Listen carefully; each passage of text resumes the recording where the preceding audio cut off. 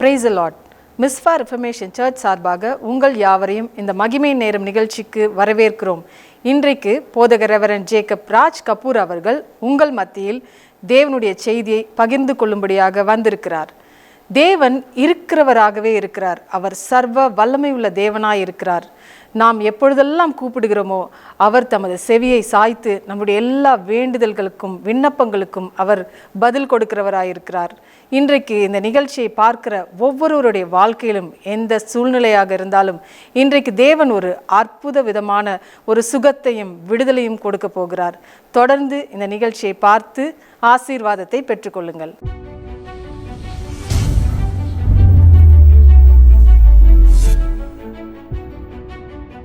Price the. மகிமையின் நேரத்துக்குள்ளாக உங்களை வரவேற்கிறோம். அநேக சாட்சிகளின் நாட்களில் நாங்கள் கேட்டுக்கொண்டே வருகிறோம். கர்த்தர் செய்கிற அற்புதங்களை, அதிசயங்களை, விசேஷ சுகத்தை, விடுதலையை இந்த ஊழியத்தின் மூலியமாக கர்த்தர் செய்து கொண்டிருக்கிற அற்புதங்களை நாங்கள் சாட்சியாக கேட்டுக்கொண்டு தேவனுடைய நாமத்தை மகிமைப்படுத்தி கொண்டே வருகிறோம். இந்த நிகழ்ச்சி பார்க்குற ஒவ்வொருடைய வாழ்க்கையிலும் ஒரு புதிய பரிமாணங்கள் ரிலீஸ் ஆகும். பொருளாதாரத்தில் ஒரு பெரிய ஒரு மாற்றம், சுகத்தில் ஒரு மிகப்பெரிய ஒரு உயர்வு, இதுவரைக்கும் காணாத சுகம், இதுவரைக்கும் கேளாத அற்புதங்கள், அதிசயங்கள், அடையாளங்கள் எல்லாம் நடக்கப் போவதை, நடந்து கொண்டு இருப்பதை இந்த நிகழ்ச்சியை பார்த்து கொண்டிருக்கிற ஒவ்வொருவரும் அனுபவிக்க போகிறார்கள். இந்த நிகழ்ச்சியை பார்த்து அநேகர் சொல்லுகிற சாட்சியை கேட்டு நாங்கள் ஆச்சரியப்படுகிறோம். ஏனென்றால் கர்த்தர் அவ்வளவு அதிகமாக தம்முடைய வல்லமையை காண்பிப்பதை நாங்கள் கேட்டுக்கொண்டே வருகிறோம். இந்த நாளில் கர்த்தருடைய வல்லமையை, மகிமையை நாம் அனுபவிக்கும்படியாக இந்த வேளை நமக்கு சற்று உற்று கவனிக்க போகிறோம். சொல்லப்பட்டிருக்கிற ரோமரில் 10ஆம் அதிகாரம், நீதி உண்டாக இருதயத்தில் விசுவாசிக்கப்படும், ரட்சிப்பு உண்டாக வாயினாலே அறிக்கை பண்ணப்படும் என்று 10ஆம் அதிகாரம் 10ஆம் வசனத்தில் ரோமரில் சொல்லுகிற அந்த வார்த்தையினுடைய பின்னணியை கவனித்து பார்த்தால் ஆச்சரியமாக இருக்குது. என்னவென்றால், கர்த்தராகிய இயேசுவை நீ உன் வாயினாலே அறிக்கையிட்டு தேவன் அவரை மரித்தோர்ந்து எழுப்பினார் என்று இருதயத்திலே விசுவாசித்தால் ரட்சிக்கப்படுவாய். ரட்சிப்பு மிக மிக மிக முக்கியமான ஒன்றாக இருக்கிறது. இந்த வார்த்தைகளை கேட்கிற ஒவ்வொருவரும் இந்த வார்த்தைகளை கேட்கிறோம். அநேகர் பார்த்தீங்கன்னா அமைதிக்காக ஜெபம் பண்ண சொல்லுவாங்க, சுகத்துக்காக ஜெபம் பண்ண சொல்லுவாங்க, ஒரு பெரிய ஒரு புதிய தொடக்கத்துக்காக ஜெபிக்க சொல்லுவாங்க, நடக்காத காரியங்கள் நடக்கும்படியாக இறைவனாகிய கர்த்தராகிய இயேசு கிறிஸ்துனுடைய அனுகிரகம் பெற்றுக்கொள்ளும்படியாக ஜெபித்துக் கொள்ளுங்கள் என்று ஜெப குறிப்புக்காக ஜெபிக்க சொல்லுவாங்க. நாம் ஜெபிக்கும் போது ஒரு அற்புதம் நடக்கிறது, அதிசயம் நடக்கிறது. ஆனால் ஒன்றே ஒன்று தான், இந்த தேவன் இவ்வளவு வல்லமையான முறையில் தம்மை வெளிப்படுத்துகிறாரு, இவரை நாம் ஏற்றுக்கொண்டால் நம்முடைய வாழ்க்கை எப்படி இருக்கும் என்று என்றாவது நம்ம யோசித்து பார்த்துருக்கிறோமா? நம்ம யோசித்து பார்க்க வேண்டிய மிக முக்கியமான ஒரு இடம் இது மட்டும்தான். நம்ம கவனித்து பார்க்கிறோம், இந்த இயேசு கிறிஸ்துவை நம் வாயினாலே அறிக்கை செய்யணும். அவர் தான் உண்மையான தேவன். அவர் என்னுடைய வாழ்க்கையில் என்னுடைய வாழ்க்கையை மாற்றும்படியாக இந்த வேளை நான் வரவேற்கிறேன் இப்படின்ற ஒரு வார்த்தை சொல்லும் பொழுது நம்மை சுற்றி அவருடைய பிரசன்னம் இறங்கி நம்மை ஒருபோதும் சோதனைக்குள்ள பிரவேசிக்க பண்ணாமல் தீமையிலிருந்து ரட்சித்துக் கொள்ளக்கூடிய ஒன்றை தேவனுடைய ஆவியானவர் கட்டவிழ்க்கிறார். தேவனுடைய ஆவி நம் மீது கட்டவிழ்க்கப்படுகிறது. நமக்கு வேண்டிய விடுதலையை, நமக்கு வேண்டிய சுகத்தை, நமக்கு வேண்டிய புதிய ஆரம்பத்தை எல்லாம் அது கொடுக்கிறது. ஆனால் நிகழ்ச்சியை பார்க்கிற ஒவ்வொருவரும் கவனிக்க வேண்டிய ஒன்று, வாயினாலே இயேசு கிறிஸ்துவே வழி, சத்தியம், ஜீவன் என்ற அறிக்கை பண்ணும்போது ரட்சிப்பு வருகிறது. ரட்சிப்பு என்றால் எந்த மாதிரி விடுதலை கேட்குறீங்க அந்த விடுதலை எல்லாம் உங்களுக்கு உண்டாக ஆரம்பிக்கும். பொருளாதாரத்தை ஒரு விடுதலை, சுகத்தில் ஒரு விடுதலை, ஒரு மிக முக்கியமான ஒரு வேலைக்குள்ளாக போக இருக்கிறேன், வேலை கிடைக்கல, பல வருஷமான வேலைக்கு காத்து கொண்டு இருக்கிறாங்க, பல நாளாக ட்ரை பண்ண நல்ல ஒரு வேலையில் இருந்தாங்க, திடீர்னு என்னை வெளியில் அனுப்பிட்டாங்க, இல்லை ஒரு பெரிய ஒரு முக்கியமான குற்றத்தை என் மீது சாத்தி என்னை வெளியில் தள்ளிட்டாங்க. ஒருவேளை இது போன்ற ஏதாவது ஒரு பிரச்சனைக்குள்ள இருக்கலாம். ஒரே ஒரு வழி, கர்த்தராக இயேசு கிறிஸ்துவை பார்த்து சொல்ல வேண்டியது, ஆண்டவரே எனக்கு இந்த அற்புதத்தை செய்வீராக, இந்த நாளில் இந்த வேலைக்குள்ளாக போகும்படி எனக்கு ஒரு அனுகிரகத்தை செய்வீராக, உம்மை நான் விசுவாசிக்கிறேன், உம்மை என்னுடைய இரட்சகராக நான் பார்க்கிறேன், உம்மிடத்தில் இந்த குறிப்பை நான் வைக்கிறேன், எனக்கு ஒரு பதிலை கொடுப்பீராக அப்படின்னு நீங்கள் ஒரு வார்த்தை சொல்லி ஜெபித்து பாருங்க, எந்த மாதிரி அற்புதங்கள் நடக்க ஆரம்பிக்கிறது என்று. எப்படி ஒரு அற்புதம் தேவனிடத்தில் நமக்கு வருகிறது.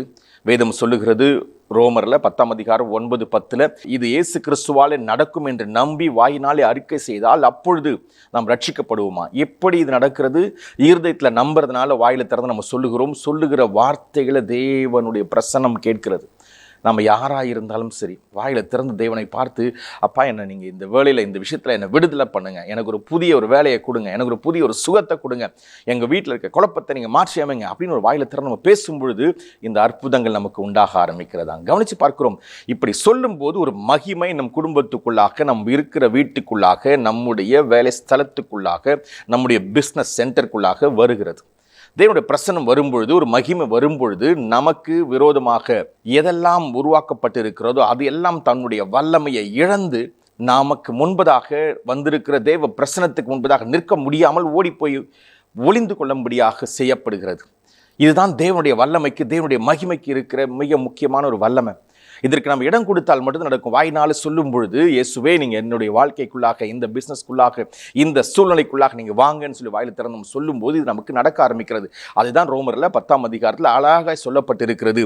நீதி உண்டாக இருதயத்தில் விசுவாசிக்கப்படும், ரட்சிப்பு உண்டாக வாயினாலே அறிக்கை பண்ணப்படும் சொல்லி நம்ம என்ன நம்புகிறோமோ அதை வாயை திறந்து பேசணும். நம்ம அப்படி ஜெபிக்க ஆரம்பிக்கிறோம். என் கர்த்தராக இயேசு கிறிஸ்துவே, உம்மிடத்தில் நான் ஜெபிக்கிறேன், எனக்கு பதிலை நீங்கள் இந்த நாளில் கொடுக்கணும். இந்த நிகழ்ச்சியை பார்க்கிறேன், எனக்கு இந்த குறிப்பு இருக்கிறது, எனக்கு இந்த வியாதி இருக்கிறது, எனக்கு இந்த பிரச்சனை இருக்கிறது, எனக்கு இதை மேற்கொள்ள முடியாத அளவுக்கு இது எனக்கு ஒரு மிகப்பெரிய தடையா இருக்கிறது. இந்த நாளில் என்னை விட்டு விலகும்படி இயேசு கிறிஸ்துவே உம்மிடத்தில் நான் ஒப்பு கொடுக்கிறேன், இந்த இடத்துல நான் ஜெபிக்கிறேன்னு சொல்லி வாயில திறந்து ஜெபித்து பாருங்க. பதில் அப்படி கிடைக்க ஆரம்பிக்கும், பதில் அப்படி வர ஆரம்பிக்கும். அதுதான் இயேசு கிறிஸ்துவின் ரத்தம் நமக்கு செய்து முடிக்கிற ஒன்று.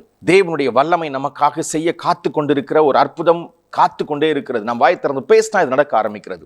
வேதம் ரொம்ப தெளிவாக சொல்லுது. வேதம் முழுவதும் நம்ம ஆராய்ந்து பார்க்கும் பொழுது ஒவ்வொரு சூழ்நிலையிலும் தெய்வ மனுஷங்க இப்படி பேசும் பொழுதெல்லாம் அவர்களுக்கென்று உதவி செய்ய கர்த்தருடைய பிரசன்னம் இறங்கி வந்து, தேவன் இறங்கி வந்து அற்புதத்தை செய்வதை பழைய ஏற்பாடு என்கிற ஒரு புத்தகத்தை முழுசாக நீங்கள் வேதத்தில் இருக்கிற 2 பகுதியை நம்ம வேதத்தை பிரித்து பார்த்தோம்னு சொன்னால், பழைய ஏற்பாடு முழுவதும் தேவன் இப்படி தான் இறங்கி வந்து செயல்பட்டு பதிலை கொடுத்ததை பார்க்க முடிகிறது.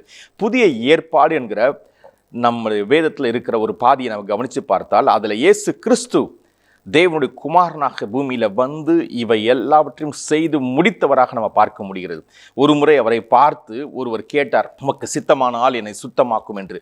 அவர் சொன்னார், எனக்கு சித்தம் உண்டு, நான் எப்பொழுதும் சுகப்படுத்துவதற்காக, விடுதலை செய்வதற்காகவே நான் வந்திருக்கிறவன். என்னிடத்தில் சுத்தமா என்று கேட்க வேண்டாம். சித்தம் என்கிற வார்த்தையே தேவையே இல்லை. என்னை நோக்கி கூப்பிட்டால் அப்பொழுது நீ அறியாததும் எட்டாததுமான பெரிய காரியங்களை செய்யும்படி நான் வந்து நிற்பேன். இப்படி தான் இயேசு கிறிஸ்து புதிய ஏற்பாட்டில் பேசுகிறார். ரோமரில் சொன்னது போல நீதி உண்டாக வாயினாலே நாம் அறிக்கையிடுகிற அந்த வார்த்தை இருதயத்திலிருந்து வருகிறபடினாலே ரட்சிப்பை கொடுக்கக்கூடியதாக இருக்கிறது, நமக்கு வேண்டிய விடுதலை கொடுக்கக்கூடியதாக இருக்கிறதாம். எரேமியாவில் 33ஆம் அதிகாரம் 3ஆம் வசனம் சொல்லுகிறது, என்னை நோக்கி கூப்பிடு, நீ அறியாததும் எட்டாததுமான பெரிய காரியங்களை உனக்கு காண்பிப்பேன்னு சொல்லுகிறார், உனக்கு செய்து காட்டுவேன்னு சொல்லுகிறார், உனக்கு முன்பதாக சென்று அதை மாற்றி உன்னுடையதான் நான் கையில் கொடுப்பேன் என்று சொல்லுகிறார். இப்படி ஒரு அன்பான ஒரு தெய்வத்தை தான் நம்ம வணங்கி கொண்டிருக்கிறோம். இப்படி ஒரு அன்பான தெய்வத்தை குறித்து தான் நாம் இப்போ கேட்டுக்கொண்டிருக்கிறோம். வேதத்தில் பார்க்குறோம், ஜாஷுவா புத்தகத்தில் 2ஆம் அதிகாரத்தில் வாசித்து பார்க்கிறோம், இஸ்ரவேல் ஜனங்கள் எகிப்திலிருந்து விடுதலையாய் வெளியில் வராங்க. கிட்டத்தட்ட பார்த்தீங்கன்னா அவர்கள் ஒரு 430 வருஷமாக எகிப்து என்கிற ஒரு மிக பெரிய ஒரு தேசத்துக்குள்ளாக அவங்க அடிமைகளாக இருக்கிறாங்க. எகிப்து தேசம் முழுதும் பயங்கர செழிப்பாக இருக்க மிக முக்கியமான பல காரணங்கள் இருக்குது. அதில் ஒரு காரணத்தை பார்த்தீங்கன்னா நைல் நதி என்கிற ஒரு நதி அந்த தேசம் முழுவதும் பாய்ந்து ஓடிக்கொண்டு இருக்கிறது. அப்படி ஓடிக்கொண்டிருக்கிற நதி நிமித்தமாய் அந்த தேசத்தில் பெரிய செழிப்பு உண்டாகிறது. எக்கச்சக்கமான மீன்கள் இருக்கிறது, அதை சார்ந்து எல்லா தொழில்கள் இருக்கிறது, அதை சுற்றி எல்லா விதமான மரம் செடி கொடிகள் வளரக்கூடியதாக இருக்கிறது, பயிர்கள் வளரக்கூடியதாக இருக்கிறது. அதை வைத்து கொண்டு அந்த மக்கள் செழிப்பாக இருக்கிறத பார்த்து கொண்டே வருகிறோம். இங்கே நம்ம கவனித்து பார்க்கிறோம், ஆதி ஆகமத்தில் 15ஆம் அதிகாரத்துக்கு பிறகு ஆபிரகாம், ஈசாக்கு, யாக்கோபு அவங்களுடைய சந்ததி ஆகிய இந்த இஸ்ரவேல் என்று அழைக்கப்படுகிற ஜனங்கள், யோசேப்பு என்கிற ஒருவர் எகிப்தில் இருக்கிறார் என்று கேள்விப்பட்டு அவரிடத்துல நாம் சென்று அவரோடு கூட வாழ்ந்து அங்கேயே இருக்கலாம், ஏனென்றால் எகிப்தில் எல்லா விதமான செழிப்பும் இருக்கிறது, பஞ்ச காலத்தில் வேண்டிய உணவு அங்கே இருக்கிறது என்று கேள்விப்பட்டு அங்கே இடம் பெயர்ந்து போகிறத பார்க்கிறோம். இதை நீங்கள் ஆதி ஆகமத்தில் 45ஆம் அதிகாரத்தில் பார்க்க முடிகிறது. யோசேப்பு இருக்கிற இடத்துக்கு இஸ்ரவேல் ஜனங்கள் வருவதை, இஸ்ரவேல் என்றால் ஒரு குறிப்பிட்ட ஒரு குடும்பத்துக்குள்ளே இருக்கிற நபர்கள், கிட்டத்தட்ட ஒரு 75 பேர் ஒரே குடும்பத்தை சேர்ந்தவங்க. அந்த ஒரே குடும்பத்தை சேர்ந்து இந்த 75 பேர் எகிப்துக்குள்ளாக வர காரணமாக இருக்கிற யோசேப் என்கிறவர் மிக பெரிய ஒரு பதவியில் இருக்கிறார். ராஜாவை போல இருக்கிறார்.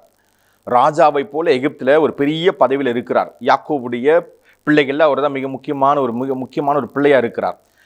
அவரை தேவன் அந்த இடத்துல உயர்த்தினால அந்த உயர்வுக்காக இந்த மக்கள் எல்லாம், இந்த பிள்ளைகள் எல்லாம் அவருடைய சொந்த அண்ணன்கள் எல்லாரும் சேர்ந்து அங்கே போய் அந்த இடத்தில் தங்குகிறார்கள். அப்படி தங்க ஆரம்பித்த உடனே சில காலம் சென்ற பின்பு அந்த ராஜா மரித்து விட்டபடினாலே அடுத்த ஒரு ராஜா வந்து இவர்களை அடிமைகளாக நடத்தி இந்த ஜனங்களை முழுவதுமாக அடிமைக்குள்ளாக கொண்டு போய் நிறுத்திவிட்டார். இவர்களை இப்போ விடுவிக்க வேண்டும். இவர்களை அங்கிருந்து விடுவித்து சொந்த தேசமாய் அவங்க போய் சேர வேண்டிய ஒரு இடமாக தேவன் கானான் என்கிற ஒரு இடத்தை அவர்களுக்கு ஏற்கனவே சொல்லி இருந்தார். அவருடைய ஆபிரகாம் இடத்துல, ஈசாக் இடத்துல, யாக்கோபு இடத்துல சொல்லியிருந்தார், நான் உன் ஜனங்களை பாலும் தேனும் ஓடுகிற தேசமாகிய இந்த கானானுக்குள்ள கொண்டு போய் நிறுத்த போகிறேன். அந்த இடத்துக்கு சென்று அதை நீங்கள் சுதந்திரித்துக் கொள்ள போகிறீர்கள், அது உங்களுடையதாய் மாறப்போகிறது. இன்று இருக்கிற பாலஸ்தீனா தேசத்தை, இஸ்ரேல் தேசத்தை அவர்களுக்கு சுதந்திரமாக கொடுப்பேன் என்று சொல்லி அவர்களை அழைத்து செல்கிறார். அப்படி போகும்பொழுதுதான் இப்போ பார்க்கிற இந்த நிகழ்வுகள் எல்லாம் நடக்கிறது. கவனித்து பார்க்கிறோம். கிட்டத்தட்ட பார்த்தீங்கன்னா 400 வருஷமாக அடிமைகளாக எகிப்துக்குள்ளே இருந்த பொழுது அவர்கள் விடுதலையாகி வெளியில் போக வேண்டும் என்று தங்கள் ராஜாவிடத்தில் போய் கேட்கும்போது ராஜா சொல்லுகிறார், நான் அனுப்ப போவது இல்லை. எந்த காரணத்தை கொண்டு நான் உங்களை வெளியில் விட மாட்டேன். நீங்கள் என்ன சொன்னாலும் சரி, நான் அனுப்ப போகிறதே இல்லைன்னு சொல்லி மோசே இடத்துல பேசுகிறார். இல்லை என் ஜனங்களை ஆராதிக்கும்படியாக நீங்கள் அனுப்பி தான் ஆகணும். நாங்கள் எங்கள் சொந்த தெய்வங்களை போய் நாங்கள் வணங்க போகிறோம். வனாந்தரத்தில் 40 நாள் 3 நாள் பிரயாணமாக சென்று தான் எங்களுடைய தெய்வத்தை நாங்கள் வணங்கி பிறகு அவருக்கு வேண்டிய ஆராதனை செய்ய போகிறோம். போகிற இடத்துல தான் எங்களுக்கு தெரியும் நாங்கள் எப்படி ஆராதிக்கணும், என்னெல்லாம் கொண்டு போகணும், என்ன செய்யணும் என்பதெல்லாம் அங்கே தான் தேவன் எங்களுக்கு சொல்லுவார். அதனால் நாங்களும் எங்கள் குடும்பமும் எங்களுடைய ஆடு மாடுகள் எல்லாவற்றோடு கூட நாங்கள் போக விரும்புகிறோம் என்று ஒரு வார்த்தையை தேவன் சொல்லி அதை சொல்லுகிறார். அதுதான் நீங்கள் யாத்திராகமத்தில் 3ஆம் அதிகாரத்தில் 7, 8, 9, 10 வசனங்களை பார்க்க முடிகிறது. இப்போ கவனிக்கிறோம், காடே ஒரு பிளானை கொடுக்கிறார். இஸ்ரவேல் ஜனங்களை விடுவித்து வெளியில் கூட்டிகிட்டு வருவதற்காக. பார்வோன் சொல்லுகிறார், அதெல்லாம் நடக்கவே நடக்காது. நீங்கள் ஒன்று செய்யுங்க, வேணா உங்கள் பிள்ளைங்கள்லாம் இங்கே விட்டுடுங்க, மனைவிமாரெலாம் இங்கே விட்டுருங்க, உங்கள் ஆடு மாடுகள்லாம் இங்கே விட்டுருங்க, என்ன வேணுமோ அதை மட்டும் எடுத்து கொண்டு போய் பலியை செலுத்திட்டு வந்து மறுபடியும் வேலை செய்ய ஆரம்பிங்கன்னு சொல்லுகிறார். இல்லைன்னு சொல்லிட்டு அவர்களுக்குள்ள ஒரு மிக முக்கியமான பல வாதங்கள் உண்டாகிறது. தேவன் அந்த விஷயத்தை கையில் எடுக்கும்போது 10 விதமான அற்புதங்களை தேவன் செய்ய வேண்டியதாக இருக்கிறது. 10 விதமான அற்புதங்களை செய்து இஸ்ரவேல் ஜனங்களை எகிப்திலிருந்து விடுவிச்சு வெளியில் கூட்டிகிட்டு வரும்பொழுது முதல்ல அவங்க பார்க்குற பெரிய ஒரு தடையாக செங்கடலை பிளக்க வேண்டிய ஒரு இடத்துக்குள்ளாக நிற்கிறாங்க. அவங்க ஓடி வந்து நிற்கிற இடம் செங்கடலுக்கு முன்பதாக. இப்போ செங்கடல் வழி தந்தால் தான் அந்த பக்கம் போக முடியும். என்ன ஸ்டெப்புன்னு தெரியல, அடுத்து என்ன முடிவு நம்ம எடுப்பது என்றே தெரியவில்லை. மோசேவின் தலைமையில் இப்படி ஜனங்கள் அப்படி வந்து ஸ்தம்பித்து நிற்கிறார்கள். அப்போ தேவனை பார்த்து மோசே கேட்கிறார், ஆண்டவரே என்னுடைய அடுத்த ஸ்டெப் என்ன என்று கேட்கும்போது சொல்லார், நீ உன் கையில் இருக்கிற கோலை நீட்டு, நான் வானத்திலிருந்து கீழ்காற்றை வரப்பண்ணி இந்த செங்கடலை 2ஆக பிளக்க பண்ணி அந்த வெட்டாந்தரையில் இந்த ஜனங்களை நடத்தி செல்வேன் என்று சொல்லுகிறார். அதன் பிரகாரமாகவே மோசே தன்னுடைய கரத்தை நீட்டி ஜெபிக்கிறார்.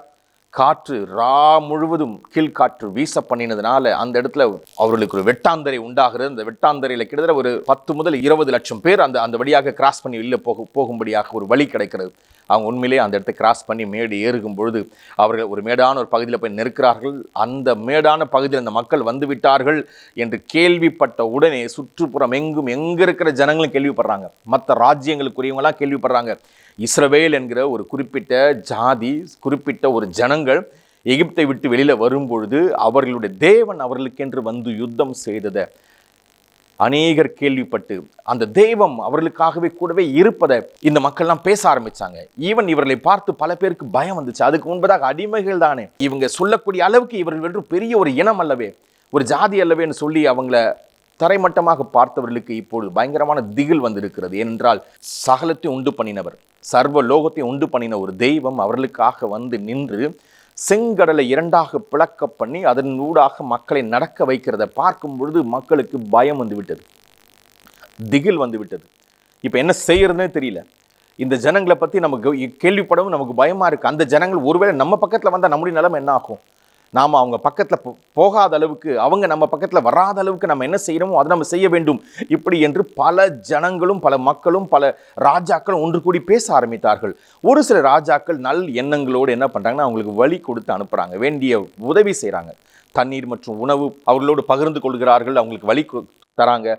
அவங்களெல்லாம் விட்டுட்டு யார் எதிர்த்து நிற்கிறார்களோ அவர்களிடத்துல யுத்தம் பண்ணும்படியாக கர்த்தருடைய சேனை என்று அழைக்கப்படுகிற தேவதூதர் கூட்டம் பூமியில இறங்கி அதம் பண்ணுகிறத நான் பார்க்க முடிகிறது. யாத்திராகமும், லேவியராகமும், எண்ணாகமும், உபாகமும் என்கிற 4 புத்தகங்கள் மூலமாக இஸ்ரவேல் ஜனங்களோடு தேவன் நடந்து வருகிறதை பார்க்க முடிகிறது. இதையெல்லாம் கேள்விப்படுகிற புறஜாதியார் இஸ்ரவேல் அந்த நாட்டு அந்த மக்கள் கிட்ட பக்கத்திலே போகக்கூடாதுப்பா, அவங்கள பத்தியே பேசவே கூடாது, அவங்கள பத்தி நம்ம கேள்வி கூட படக்கூடாது, அப்படி ஒரு சூழ்நிலைக்குள்ளாக தங்களை மாற்றி வைத்துக் கொண்டிருக்கிறார்கள். இப்பதான் நம்ம கவனிச்சு பார்க்கிறோம். மோசே அவர்கள் மத்தியிலிருந்து தேவன் எடுத்துக் கொள்கிறார். ஜாஷுவா அந்த பதவியை எடுத்துக்கொண்டு மக்களை வழிநடத்தி போகிறார். வழிநடத்தி போகும்போது அடுத்த ஒரு பெரிய ஒரு கிராசிங் ஒரு இடம் இருக்கிறது. அங்கே யோர்தான் குறுக்க நதியாக புறப்பட்டு போய் கொண்டிருக்கிறது. யோர்தான் நதி சாதாரண ஒன்றே அல்ல, அது கரை புரண்டு போய் கொண்டிருக்கிறது. அறுவடையினுடைய காலங்களில் கவனித்து பார்க்கிறோம். கிட்டத்தட்ட பார்த்தீங்கன்னா அது தனக்கு வைக்கப்பட்டிருக்கிற எல்லையை தாண்டி 2 கிலோமீட்டர் வரைக்கும் உள்ள வந்து இருக்கிற எல்லாவற்றையும் இழுத்து செல்லுமா. அந்த அளவுக்கு பயங்கர ஃபோர்ஸாக போய் கொண்டிருக்கிற அந்த காலகட்டங்களில் இந்த இஸ்ரவேல் ஜனங்கள் அதையும் கிராஸ் பண்ணி அடுத்த பக்கம் போக வேண்டியதாக இருக்கிறது. அதுதான் சித்தீம் என்று அழைக்கப்படுகிற எரிகோ இருக்கிற இடமாகிய கானான் என்று அழைக்கப்படுகிற பாலும் தேனும் ஓடுகிற தேசமாய் தேவன் அவர்களுக்கு வாக்குத்தத்தம் பண்ணின ஒரு இடம் இப்ப போக போறாங்க. இப்ப அந்த இடத்துக்கு போகணும். தேவன் ஒரு அற்புதத்தை செய்கிறார். ஏற்கனவே செங்கடலை பிளந்து கூட்டிட்டு வரும்போதே மக்களால் தாங்க முடியவில்லை. எங்க இருக்கிறவங்க யோசிக்க ஆரம்பிச்சிட்டாங்க, யாருப்பா இந்த ஜனங்கன்னு சொல்லிட்டு. இப்ப அடுத்தது யோர்தானை கடக்க வேண்டும். யோர்தானை கடப்பதற்கு தேவன் சொல்லியிருக்கிற திட்டத்தை பார்த்தீங்கன்னா ரொம்ப ஆச்சரியமா இருக்கும். கர்த்தருடைய உடன்படிக்கை பெட்டியை சுமக்கிற ஆசாரியர்களை முன்பதாக நடக்க சொல்லுங்க.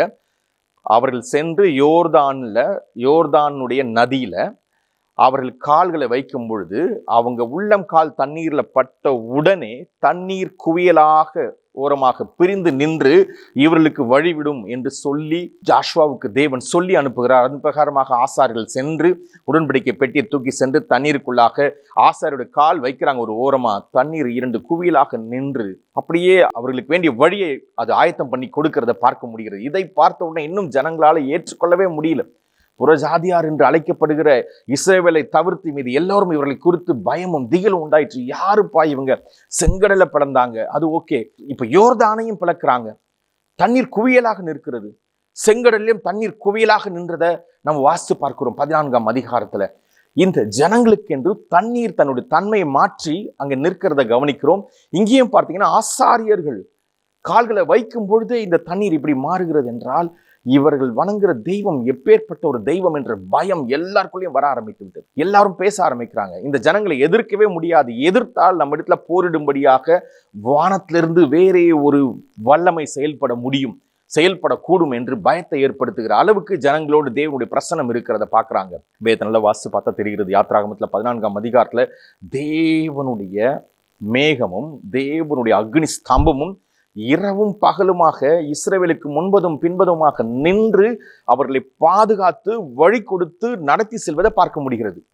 அவர்களை யாராவது எதிர்த்தால் அவர்களை இருளில் கொண்டு போய் நிறுத்திட்டு இந்த இஸ்ரவேல் ஜனங்களுக்கோ வெளிச்சத்தை கொடுத்து வழியை காண்பிக்கிற அளவுக்கு தேவனுடைய மகிமை அவர்களுக்கு வெளிப்பட்டு இருந்துச்சாம். இதெல்லாம் பார்க்கும்போது, இதை படிக்கும்போது எங்களுக்கு ஆச்சரியம் தாங்க முடியல. இப்பேற்பட்ட ஒரு தேவனையை நம்ம வணங்கி கொண்டிருக்கிறோம். இந்த நாள் நம்முடைய வாழ்க்கையில எந்த பிரச்சனையா இருந்தாலும் நம்ம ஜெபிக்கிற ஜெபத்து மூலமா இதே பதில் நம்ம வாங்க முடியும். இதே பதில் நமக்கு கிடைக்கும். இன்றைக்கும் தேவன் இதே வல்லமையோடு தான் செயல்பட்டு கொண்டிருக்கிறார். புதிய ஏற்பாடு பழைய ஏற்பாடு என்ற எந்த வித்தியாசமும் இல்லாமல் தேவனை நம்ம எப்பெல்லாம் நம்ம கர்த்தாவே என் இயேசு கிறிஸ்துவை எனக்கு உதவி செய்யுங்கன்னு சொல்லும் பொழுதே அவருடைய வல்லமையின் கரம் இறங்கி வந்து நமக்கு வெளிச்சத்தை கொடுத்து நமக்கு எதிராக இருக்கிற எல்லாவற்றுக்கும் இருளை கொடுத்து நம்மை விடுவித்து நம்மை வேற ஒரு பரிமாணத்துக்குள்ள கூட்டிட்டு போறதை கண்கூடாக பார்க்க முடியும். இதுதான் தேவன் நமக்கு வைத்திருக்கிற அற்புதங்கள், அதிசயங்கள், நமக்குன்னு வைத்திருக்கிற வரமாக, ஒரு பரிசாக கிறிஸ்தவத்துல தேவன் நமக்கு வைத்திருக்கிற மிக சிறந்த இடமாக நம்ம பார்க்க முடிகிறது. அதை நம்ம அனுபவிக்கும்படியாகவே நம்ம அழைக்கப்பட்டிருக்கிறோம். ஆனால் நம்முடைய பேரே பார்த்தீங்கன்னா அப்பா பிதாவை அழைக்கிற அவருடைய சொந்த பிள்ளைகள் என்று நமக்கு அழைப்பு கொடுத்திருக்கிறார். பார்த்து பயந்து ஒரு மூலையில் நின்று ஐயோ இறைவனுக்கு முன்னாடி நம்ம வாயே திறக்கக்கூடாது அப்படிலாம் இல்லாம அப்பாவே பிதாவே என்று அழைக்கிற அற்புதமான ஒரு வாய்ப்பை நமக்கு கொடுத்திருக்கிறார். இங்க நம்ம கவனிச்சு பார்க்கிறோம். இஸ்ரவேல் ஜனங்களை இப்படி யோர்தானை கடந்து வந்து நிற்கிறத கேள்விப்பட்ட உடனே எல்லாருக்கும் பயம் வந்துச்சு. இந்த நேரத்துல நம்ம கவனிக்க பார்க்கிறோம். இவர்களுக்கு அடுத்த லெவல் உள்ள போனோம் சொன்னா எரிகோ என்கிற ஒரு பெரிய கோட்டை வைக்கப்பட்டிருக்கிறது. பெரிய ஒரு கோட்டை. அந்த கோட்டை முழுவதுமாக பூட்டப்பட்டு இருக்கிறது. ஒருவரும் உள்ளே செல்லவும் இல்லை, உள்ளிருந்து ஒருவரும் வெளியில வர முடியாத அளவுக்கு அது பூட்டப்பட்டு இருக்கிறது. இப்ப ஜாஷுவா என்கிற தேவனுடைய தீர்க்கதரிசியாக இந்த இஸ்ரவேல் ஜனங்களை வழிநடத்தி செல்கிற அந்த தலைவனிடத்துல தேவ தூதன் ஒருவன் பேசுகிறான். அற்புதமான ஒரு வார்த்தையா ஜாஷுவா புத்தகத்துல 6ஆம் அதிகாரத்துல 2ஆம் வசனம் சொல்லுகிறது. ஆச்சரியமா இருக்கிறது. கர்த்தர் யோசுவாவை நோக்கி, இதோ எரிகோவையும் அதன் ராஜாவையும் யுத்த வீரரையும் உன் கையில் ஒப்பு கொடுத்தேன். இன்னும் யுத்தம் ஆரம்பிக்கவே இல்லை. இன்னும் இவங்க போய் அந்த ஸ்பாட்டை பார்க்கவே இல்லை. அதற்கு முன்பதாகவே காட் சொல்றாரு, எரிகோவையும் அதன் கோட்டையையும் அதன் யுத்த வீரர்களையும் அங்கு இங்க இருக்கிற எல்லாவற்றையும் நான் உன் கையில கொடுத்திருக்கிறேன். எப்படி இருக்கு பாருங்க. காட் ஃபியூச்சரை சாதாரணமாக நம்ம கிட்ட பேசுறாரு. இதுதான் நம்முடைய தேவன். இதுதான் நம்முடைய கர்த்தராகிய இயேசு கிறிஸ்து. அவர் நம்ம ஏற்றுக்கொண்டு அவருக்கு முன்பதாக நம்ம ஜெபிக்கும் பொழுது, அவருக்கு முன்பதாக நம்ம வாயில திறக்கும் பொழுது நம்முடைய எதிர்காலத்தை அறிவிக்கிறார். இப்ப இருக்கிற பிரச்சனையிலேருந்து விடுதலை வந்தா போதும் நம்ம நினைக்கிறோம். அவர் சொல்றாரு, இதெல்லாம் ஒரு பிரச்சனையே இல்லை, உன்னை எதிர்த்து ஒருவனால் நிற்க முடியாதுன்னு சொல்லக்கூடியது அங்க நம்ம பார்க்கிறோம். உங்களை எதிர்த்து ஒருவராலும் நிற்க முடியாது என்கிற ஒரு பெரிய ஒரு பாதுகாப்புல ஒரு அரணை தேவன் நமக்கு கொடுக்கிறத பார்க்கிறோம். அது எந்த கோட்டையா இருந்தாலும் சரி, அது இடிந்து கீழே விழும்படியாக தேவன் ஒரு அற்புதமான பேரை நம்ம வைத்திருக்கிறார். அதுக்கு தான் பேர் என் பெலனாகிய கர்த்தாவே நான் உம்மை நம்பியிருக்கிறேன், நீரன் கோட்டை நீரன் துருகம் நான் உம்மை நம்பியிருக்கிறேன்னு சொல்லி சங்கீதம் 18 1, 2, 3 வசனத்தை நாம வாசிக்கும் போது அப்படித்தான் அந்த எழுதி நம்ம சொல்லுகிறார்.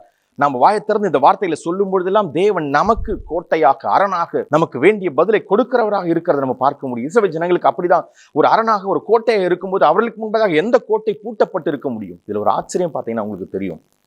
இஸ்ரவேல் ஜனங்கள் இந்த எரிகோ கோட்டைக்குள்ள போகணும். காட் கிட்ட கேட்கிறாங்க. காட் சொல்றாரு, அந்த ஊரை போய் வேவு பார்த்துட்டு வரும்படியாக ரகசியமாக ஆட்களை 2 பேர் அனுப்பு. ஜாஷுவா புத்தகம் 2ஆம் அதிகாரத்துல நூனின் குமாரனாகிய ஜாஷுவா சித்தீமிலிருந்து வேவுக்காரராகிய 2 மனுஷரை ரகசியமாய் வேவு பார்க்கும்படி அனுப்பி, நீங்கள் போய் தேசத்தையும் எரிகோவையும் பார்த்து வாருங்கள் என்றான். அவர்கள் போய் ராகாப் என்னும் பேர் கொண்ட ஒரு அற்புதமான ஒரு மகளுடைய குடும்பத்துக்குள்ளாக, அந்த வீட்டுக்குள்ளாக காலெடுத்து வைக்கிறார்கள். அவர்கள் இவர்களை வரவேற்று, அங்கதான் நம்ம கவனிக்க வேண்டிய மிக முக்கியமான ஒன்று, நாம் என்ன செய்து கொண்டிருக்கிறோம், நாம் எப்படி ஒரு விஷயத்தை பார்க்க வேண்டும் என்று இங்கே ராகாப் என்கிற இந்த மகளை பார்க்கும்போது தான் புரிய ஆரம்பிக்கிறது. வந்திருக்கிற இந்த 2 பேர் இஸ்ரவேலை சேர்ந்த வேவுக்காரர்கள் என்று அறிந்து கொண்ட உடனே அந்த மகள் அவர்களை அழைத்து அவர்களை அற்புதமாக உபசரிக்கிறாங்க. அவர்களை கூப்பிட்டு கொண்டு வந்து அவர்களிடத்துல பேசி ஒரு ரகசிய அறையில வைத்து அவர்களை மூடி வைத்து விட்டு அவர்களை தேடி வந்த அந்த எரிகோவுடைய ராஜ்யத்தை சேர்ந்த சேவர்கள் வந்து தேட ஆரம்பிச்சிட்டாங்க. யாரும் இங்க வந்திருக்கிறாங்களே, மிஸ் ஸ்பைஸ் போல, நான் கேள்விப்பட்டோம், இங்கதான் வந்தாங்கன்னு சொன்னாங்களே, அதனாலதான் பார்க்க வந்தோம், எங்க அவங்களை காட்டுங்க அப்படின்னு சொல்லி ஒரு வார்த்தை கேட்கிறார்கள். அப்பொழுது இந்த பெண்மணி சொல்லுகிற ஒரு வார்த்தை ஆச்சரியமா இருக்கிறது. சாதாரண ஒரு வார்த்தை இல்லை. அவங்க வந்தாங்க தான், இங்க நின்றாங்க தான், ஆனா சீக்கிரமா போயிட்டாங்க. அவங்க இந்த திசையா தான் எங்கேயோ போயிருக்கிறாங்க, வேணா போய் பாருங்க, சீக்கிரம் போங்க, அப்பதான் அவங்களை பிடிக்க முடியும், எல்லாரும் தூரம் போயிடுவாங்க அப்படின்னு சொல்லி அவர்களை அனுப்பிவிட்ட பின்பு இந்த 2 வேவுக்காரர்கிட்ட அந்த பெண்மணி வந்து பேசுறாங்க. சான்ஸே இல்லாத ஒரு வார்த்தை, உங்களை குறித்தும் உங்கள் தேவனை குறித்தும் நாங்கள் கேள்விப்பட்டு, இந்த மக்கள் கேள்விப்பட்டு திகில் அடைந்து மனம் மடிவடைந்து இருக்கிறார்கள். உங்களோடு தேவன் நடந்து கொண்டு வருவதும் உங்களை கூடவே தேவன் இருக்கிறதையும் நாங்கள் கேள்விப்பட்டு எங்களுக்குள்ள பயங்கரமான பயம் வந்துடுச்சு. ஆனா எனக்கு ஒன்று மட்டும்தான் தெரியும், உங்களுடைய தெய்வம் தான் உண்மையான தெய்வம் என்பதை நான் முழு மனதோடு நான் இந்த வேளையில் அறிக்கை செய்கிறேன். இந்த இறைவன் உண்மையிலேயே தன் ஜனங்களை இவ்வளவு பாதுகாக்கிறார் என்றால் இவர்கள் நானும் நம்ப விரும்புகிறேன். எனக்கு இதே பாதுகாப்பு வேணும். இந்த நாட்டில் ஒரே ஒரு விஷயம் உங்ககிட்ட நான் சொல்ல விரும்புகிறேன். நீங்க இந்த ஊரை நீங்க ஈஸியா நீங்க பிடிச்சிருவீங்க, எரிகோவை நீங்க உங்க கையில நீங்க எடுத்துக்கொள்வீங்க. அப்படி எடுத்துக்கொள்ளும் பொழுது என்னையும் என் தகப்பனாரையும் என் தாயையும் என்னுடைய சகோதர சகோதரிகளையும் எங்களோடு கூட இருக்கிற எல்லா பொருளையும் நீங்க தான் பாதுகாத்து எங்களுக்கு பாதுகாப்பு கொடுத்து எங்களை காப்பாற்ற வேண்டும் என்கிற ஒரே ஒரு விண்ணப்பத்தை மட்டும் உங்ககிட்ட ஒப்பு கொடுக்குறேன். ஏன்னா உங்களுடைய தெய்வம் உண்மையிலே வானத்தின் பூமியிலும் சர்வ லோகத்தையும் படைத்த ஒரு வல்லமை உள்ள தேவனாய் இருக்கிறார் அப்படின்ற ஒரு வார்த்தையை 2ஆம் அதிகாரத்துல 11ஆம் வசனத்துல சொல்லும்போது ஆச்சரியமா இருக்கிறது. ஜாஷுவா புத்தகத்துல அப்படி என்றால் பாருங்களேன், நம்ம வாயினால என்ன அறிக்கை செய்கிறோமோ அது நமக்கு விடுதலையை கொடுக்கிறது என்று ரோமர்ல 10ஆம் அதிகாரம் 10ஆம் வசனத்தை சொல்லுகிறார் பவுல். என்ன ஒரு ஆராய்ச்சி, எப்படி தேடி கண்டுபிடிக்கிறாரு பாருங்க இந்த வசனத்தை. இந்த வார்த்தை கேட்கிறவங்கள பார்த்து நான் சொல்லுகிற ஒரே ஒரு வார்த்தை, இந்த வார்த்தையை கேட்கும்போது கவனிக்கும் போது ஒன்று சொல்லுங்க, கர்த்தராகிய இயேசு கிறிஸ்துவே எனக்கு இந்த பிரச்சனை விடுதலை கொடுங்க. இஸ்ரவேல் ஜனங்களை விடுவிச்சது போலவே, இந்த எரிகோ கோட்டை இடிச்சது போட்டது போலவே எங்க வாழ்க்கையில ஒரு அற்புதத்தை நீங்க செய்யுங்க இந்த வேளையில அப்படி நம்ம கேட்போம் என்றால் நமக்கு வேண்டிய விடுதலை, நமக்கு வேண்டிய புதிய ஆரம்பம், நமக்கு வேண்டிய கடன்ல இருந்து காப்பாற்றக்கூடிய ஒரு புதிய வல்லமை, தேவனுடைய விசேஷித்த வழிகள் நமக்கு ஓப்பன் ஆகும். இங்க நம்ம கவனிச்சு பார்க்கிறோம், எரிகோ கோட்டையை இடித்து அதற்குள்ள இருக்கிற எல்லாவற்றையும் அழித்து விடுங்கள் என்று ஜாஷுவா சொல்லுகிறார். என்றால் தேவன் அப்படி ஒரு திட்டத்தை சொல்லுகிறார். ஆனால் மிக முக்கியமான ஒன்று சேர்த்து சொல்லுகிறார். அதை நம்ம கவனிச்சு பார்க்கிறோம். 6ஆம் அதிகாரத்துல 25ஆம் வாசிக்கும் போது, எரிகோவை வேவு பார்க்க ஜாஷுவா அனுப்பின ஆட்களை ராகாப் என்னும் அந்த மகள் மறைத்து வைத்தபடினாலும் அவளையும் அவன் தகப்பன் வீட்டாரையும் அவளுக்குள்ள யாவற்றையும் ஜாஷுவா உயிரோடே வைத்தான். அவள் இந்நாள் வரைக்கும் இஸ்ரவேலின் நடுவே குடியிருக்கிறாள் என்று ஒரு அற்புதமான ஒரு வார்த்தையை 25ஆம் வசனத்துல ஜாஷுவா புத்தகத்துல 6ஆம் அதிகாரத்துல பார்க்க முடிகிறது. இவங்க சொன்ன அறிக்கை, இவங்க நம்பின ஒரு நம்பிக்கை இயற்கைக்கு அப்பாற்பட்ட ஒரு சூழ்நிலை அவங்களுடைய வாழ்க்கையில இருந்துச்சு. ஏனென்றால் அவங்களால் நம்பவே 2 மனுஷங்களை வைத்துட்டு எப்படி ஒரு பெரிய ராஜ்யத்தையே தேவன் பிடிக்க போகிறார் அப்படிங்கிற ஒன்றை 2 வேவுக்காரர் வரும்போதே இவங்க கண்டுபிடிச்சு சொல்றாங்க, உங்க தெய்வம் தான் உண்மையான தெய்வம், உங்களுக்கு நல்லா தெரியுதுங்கன்னு சொல்றாங்க. அப்படி என்றால் இதுவரைக்கும் இவர்கள் வணங்கி கொண்டு வந்த தெய்வம், இதுவரைக்கும் இவர்கள் கவனித்துக் கொண்டு வந்த அந்த தெய்வங்களுடைய சக்திகள் எல்லாவற்றையும் விட இந்த தெய்வத்தினுடைய சக்தி எப்படி இந்த அளவுக்கு செயல்படுகிறது என்ற ஆராய்ச்சி எப்படி இந்த மகளுக்குள்ள இவ்வளவு ஈஸியா ஏற்பட்டுச்சு? இது நம்ம யோசிச்சு பார்த்துருக்கிறோமா? இந்த நிகழ்ச்சியை பார்க்கிறவங்களுக்கு கவனிக்க முடிகிறதா? கர்த்தராகிய இயேசு கிறிஸ்துவே வழி சத்தியம் ஜீவன் என்பதை கவனிக்க முடிகிறதா? நான் கவனிச்சேன் ஒரு முறை, அதனால தான் வாழ்க்கை தலைகளாகி மாறினது. அநேகர் என்னோடு கூட இருக்கிறவர்கள் இப்படி கவனித்தார்கள், எல்லாருடைய வாழ்க்கையும் அப்படிதான் மாறினது. இயற்கைக்கு அப்பாற்பட்ட சக்தியை நம்ம பேசும்பொழுது, அவரை நோக்கி ஜெபிக்கும் பொழுது, அவருக்கு முன்பதாக வந்து நம் நின்று நீரன் கோட்டை நீரன் துருகம் நான் நம்பியிருக்கிறேன் சொன்ன உடனே செயல்பாட்டுக்குள்ள வருகிற தேவனுடைய மகிமையை வல்லமையை பார்க்க முடிகிறது. எந்த பிரச்சனையா இருந்தாலும், எந்த ஒரு சூழ்நிலையா இருந்தாலும் கர்த்தராகிய இயேசு கிறிஸ்துவின் இடத்துல வரும்பொழுது விடுதலை உண்டாகிறது. இயேசு கிறிஸ்துவின் இடத்திலிருந்து விடுதலையின் வல்லமை எப்பொழுதும் ரெடியா இருக்கு நம்மை காப்பாற்றுவதற்காக. இதுதான் இங்க கவனிக்கிறோம். இந்த பெண்மணி எப்படி சொன்னாங்க, இருக்கிற சூழ்நிலையில என்ன செய்ய வேண்டும் என்று அழகா முடிவு பண்ணி கேட்கிறாங்க. அதன் பிரகாரமாக ஒரு மிக முக்கியமான இடத்துல அவங்க எடுத்த ஒரு முடிவு, அந்த அந்த எரிகோ கோட்டை குறித்து 6ஆம் அதிகாரத்தை நீங்க வாசித்து பார்த்தீங்கன்னா தெரியும். ஜாஷுவா புத்தகத்துல எரிகோ கோட்டையை தேவன் தூள் தூளாக இடித்து கீழே போடுகிறார். அங்க பாத்தீங்கன்னா இஸ்ரவேல் ஜனங்கள், அங்க ஒரு யுத்தம் நடக்கிறது. அந்த யுத்தத்துல அவங்க எந்த ஒரு வேலையும் செய்யவில்லை, தேவனுக்கு முன்பதாக துதிச்சாங்க, அவ்வளவுதான். அவர்கள் பாடி துதிக்க தொடங்கின உடனே எரிகோ கோட்டை இடிந்து கீழே விழும்படியாக ஒரு செயலை தேவ தூதர்கள் செய்து முடித்தார்கள். அப்படி செய்து முடிக்கும் போது இஸ்ரவேல் ஜனங்கள் எல்லோரும் எரிகோ கோட்டைக்குள்ளாக வந்து இருக்கிற எல்லா பொருட்களையும் ஒன்றாக சேர்த்து எல்லாவற்றையும் எரித்து சாம்பலாக்கி விட்டார்கள். ஆனால் இந்த ஒரே ஒரு குடும்பத்தை மாத்திரம் அப்படியே உயிரோடு வச்சுட்டாங்க. ஏனென்றால் எந்த சூழ்நிலையிலும் எது சரியான வழி, எது சரியான தெய்வம், எது சரியான வல்லமை என்று அறிந்து கொண்டு அதற்குள்ளாக நம்முடைய விசுவாசத்தை நம்ம அறிக்கை செய்யும் போது நமக்கு விடுதலை வரும் என்கிற வார்த்தை பிரகாரமாக அவங்களுக்கு விடுதலை வந்துடும். இந்த நாளில் இந்த நிகழ்ச்சியை பார்க்கிற உங்களுடைய வாழ்க்கையில இப்படித்தான் ஒரு மிக முக்கியமான ஒரு விடுதலை, ஒரு வெற்றி, ஒரு புதிய வழியை நீங்க பார்க்க போறீங்க. இந்த நாள் நம்ம ஜெபிக்கும் போது இதுவரைக்கும் காத்து கொண்டிருந்து ரொம்ப நாளா வெயிட் பண்ணிட்டே இருக்கிறாங்க, எனக்கு பதிலே வரல, யார் செய்வாங்கன்னு தெரியல, நான் நம்பாத நம்பிக்கை கிடையாது, நான் போகாத கோயிலே கிடையாது, நான் செய்யாத ஜெபமே கிடையாது, ஆனா பதில் மட்டும் வரலைங்க. ஒருவேளை அப்படி நீங்க சொல்லலாம்.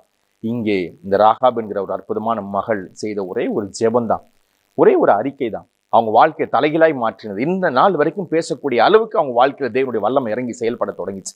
நாம் ஜெபிக்கலாமா இந்த வழியில? கர்த்தருடைய மகிமை வல்லமை நமக்கு முன்பதாக இறங்கி வந்து கர்த்தரை வழி சத்தியம் ஜீவன் என்று சொல்லுகிறது. யாராக இருந்தாலும் அவங்களுக்கு தம்முடைய வல்லமையின் கரத்தை காட்டும்படியாக மரித்த 4 நாள் ஆன லாசருவையே ஒரே வார்த்தை சொல்லி உயிரோடு எழுப்பினவர் தான் நம்முடைய இயேசு கிறிஸ்து. ஒருமுறை வெறும் தண்ணீரை திராட்சை ரசமாய் மாற்றினவர். ஒரே ஒரு வார்த்தை கூட சொல்லாமல் அவர் மனதில் நினைத்தது நடக்கும்படியாக மாறினது.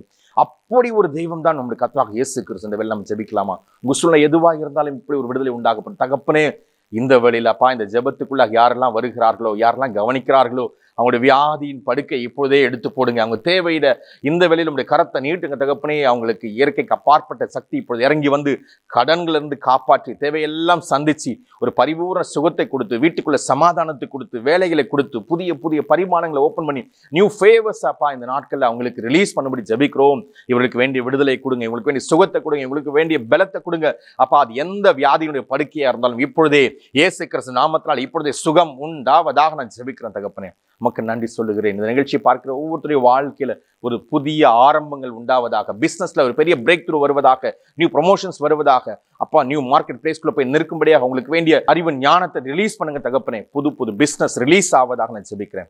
ஆசீர்வதிக்கிறோம். இயேசு கிறிஸ்து நாமத்தில் ஜெபிக்கிறோம் நல்ல பிதாவே. ஆமேன், ஆமேன். Glory be to God. விடுதலையை கட்டவிழ்க்கிற தேவனுடைய வார்த்தையை இன்றைக்கு நாம் கேட்டோம். நாங்க முழுமையா விசுவாசிக்கிறோம். இந்த வார்த்தையானது உங்க வாழ்க்கையில எல்லா பரிமாணங்களிலும் அவருடைய நற்கிரியைகளை நீங்க பார்க்க போகிறீங்க. இஸ்ரவேல் ஜனத்தாரை மேகஸ்தம்பமாய் அக்னி ஸ்தம்பமாய் வழிநடத்தின அந்த பிரசன்னம், செங்கடலில் வட்டாந்தரையை உண்டு பண்ணி இஸ்ரவேல் ஜனத்தாரை எகிப்தில் இருந்து தேவன் மீட்டெடுத்த தேவன் அவர். அவரால் செய்ய முடியாத காரியம் ஒன்றுமே இல்லை. இந்த நாளில் நாம் இப்பேற்பட்ட வார்த்தையை தான் கேட்டோம். இப்பேற்பட்ட சாட்சிகள் உங்களிலிருந்து மிகுதியாய் வரப்போகிறத நாங்கள் நன்றாய் அறிந்திருக்கிறோம். ஏனென்றால் இது தேவன் இந்த நாட்களில் நமக்காய் கட்டவிருக்கிற வார்த்தையாக இருக்கிறது. அவருடைய பிரசன்னம் பழைய ஏற்பாட்டில், அவருடைய பிரசன்னம் புதிய ஏற்பாட்டில் எல்லா நாட்களும் அவருடைய அபிஷேகம் நம்மில் நிறைந்திருப்பதினால் நீங்கள் செய்கின்ற எல்லா காரியங்களும் அகப்பட்டிருக்கிறது. அது பிஸ்னஸில் இருக்கலாம், அது ஃபினான்ஸ் விஷயத்தில் இருக்கலாம், ஒருவேளை வேலை ஸ்தலத்தில் இருக்கலாம், ஒருவேளை பிள்ளைகள் படிப்பில் இருக்கலாம், ஒருவேளை வீட்டில் இன்னும் திருமணம் ஆகவில்லை. இது எல்லாம் போராட்டங்களாக உங்களுக்கு தோன்றலாம். ஆனால் தேவன் இந்த நாட்கள் நமக்காய் வைத்திருக்கிறது விடுதலை. அவர் நமக்காய் யுத்தம் செய்கிறவராய் இருக்கிறார். நம்ம சும்மா இருக்க வேண்டும். தேவன் என்று நாம் அறிந்து கொள்கின்ற நாட்கள் இது. நாம் செய்ய வேண்டியது எல்லாம் ஒன்றே ஒன்று. அந்த நாட்களில் ஆராதிக்கிறவர்களாய், தேவனோட நேரத்தை செலவிடுகளாய், தேவனுக்கும் நமக்கும் உள்ள உறவை மீண்டுமாய் அவரோடு கிட்டி சேர்க்கத்தக்கதாய் அவருடைய பிரசன்னத்தில் நேரத்தை செலவிடும்போது இது எல்லாமும் நம் வாழ்க்கையில் சாத்தியமாய் மாறுகிறது. இப்படிதான் பல ஃபோன் கால்ஸ் நாங்கள் கேட்டுக்கொண்டே வந்து கொண்டிருக்கிறோம். இந்த வார்த்தையானது எங்களை தொட்டது, எங்கள் வாழ்க்கையை புரட்டி போடுது. ஏனென்றால் இதை கட்டவிழ்க்கிறவர் தேவனாய் இருக்கிறார். இது அவருடைய மகிமையாய் இருக்கிறது. எங்களுடைய சபையாகிய மிஸ்பா ரெஃபர்மேஷன் சர்ச் என்பது சென்னை பட்டணத்தில் அம்பத்தூர் என்ற இடத்துல புதூர் பகுதியில் பானுநகர் என்ற இடத்துல 22வது அவனியில் அமைந்துள்ளது. எங்கள் சபையில் ஒவ்வொரு வாரமும் புதன்கிழமை மாலை 10 மணி முதல் 12 மணி வரைக்கும் வேத வகுப்பு நடைபெறும். ஒவ்வொரு வெள்ளிக்கிழமையும் காத்திருப்பு ஜெப கூட்டம் நடைபெறும். இரவு 10 மணி முதல் அதிகாலை 1 மணி வரைக்கும் நடைபெறும். ஒவ்வொரு ஞாயிற்றுக்கிழமை 2 ஆராதனை உண்டு. முதலாவது ஆராதனை காலை 9 மணிக்கும், 2வது ஆராதனை மாலை 7:30 மணிக்கும் நடைபெறும். எங்களுடைய விவரங்களை எங்களுடைய ஃபேஸ்புக் மற்றும் இன்ஸ்டாகிராம் பேஜாக மிஸ்பா ரெஃபர்மேஷன் சர்ச் என்ற பேஜ் மூலமாக நீங்கள் அறிந்து கொள்ளலாம். அது மட்டுமல்லாமல் எங்கள் யூடியூப் பேஜாக மிஸ்பா ரெஃபர்மேஷன் சர்ச் என்ற பேஜில் பல தேவனுடைய ஆழமான சத்தியங்கள் நாங்கள் அப்லோட் செய்துள்ளோம். இதை கேட்டு உங்கள் ஆசீர்வாதத்தை நீங்கள் பெற்றுக்கொள்ளலாம். மீண்டும் அடுத்த வாரம் சந்திக்கலாம். ஷாலோம்.